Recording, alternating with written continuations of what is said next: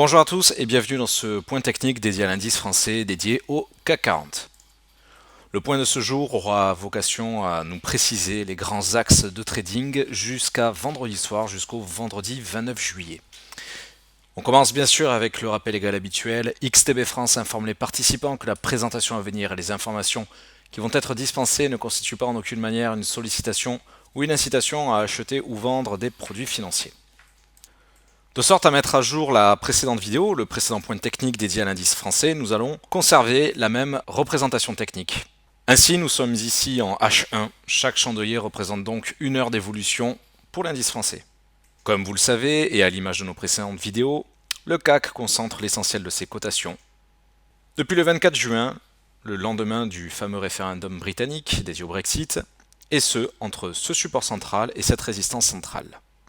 Pour autant, nous pouvons distinguer au sein de ce canal ascendant deux niveaux techniques à très court terme, distingués en pointillés. Ils sont naturellement moins pertinents, ils sont intermédiaires, mais malgré tout, nous cherchons à les considérer à l'image de ce que l'on peut voir notamment en ce moment sur l'indice allemand.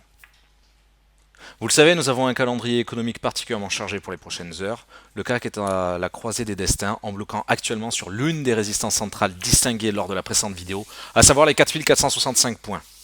Tant que la pression se maintient au-dessus du rectangle bleu, au sein du range qui concentrait jusqu'à présent les cotations entre 4320 et 4420, autrement dit entre les 38.2 et les 23.6 de retracement de Fibonacci, et bien tant que nous restons au-dessus de ces valeurs-là, nous chercherons à viser naturellement trois résistances centrales. La première est en cours de test, encore une fois, les 4465, mais surtout 4485 et enfin 4514 points. Méfiance tout de même avec les niveaux intermédiaires distingués en pointillés que j'évoquais tout à l'heure. À très court terme, ils peuvent faire office d'obstacles techniques. Naturellement, si la Banque centrale japonaise venait à être particulièrement rassurante dans le courant de la nuit de jeudi à vendredi, nous chercherons à maintenir évidemment la pression au sein de ce canal ascendant et pourquoi pas pour la semaine prochaine en visant les 0% de retracement de Fibonacci de moyen terme, autrement dit les 4580 points, mais naturellement j'attire votre attention sur le fait que ce niveau n'est pas à considérer pour cette semaine, mais plutôt pour la semaine prochaine, et ce en tant que niveau extrême, et seulement si les espoirs monétaires diffusés par les différentes grandes banques centrales venaient à rassurer encore une fois les opérateurs boursiers. En cas de retour au sein du range en bleu, donc en cas de rupture du support des 23.6 de retracement de Fibonacci, un passage serait à considérer sous les 4420.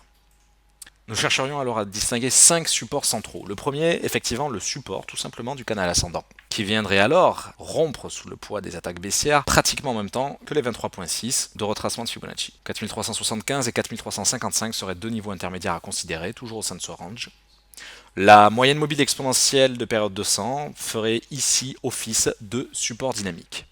Enfin, les 38.2 de retracement de Fibonacci, les 4315 points seraient effectivement un niveau extrême, un support lointain à envisager en cas de déception particulièrement violente et provoquée par la Boge vendredi matin.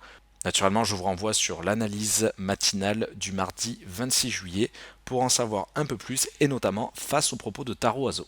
Merci à tous pour votre attention. Rendez-vous à 15h15 pour le live training de cet après-midi dédié à l'indice allemand. À tout à l'heure.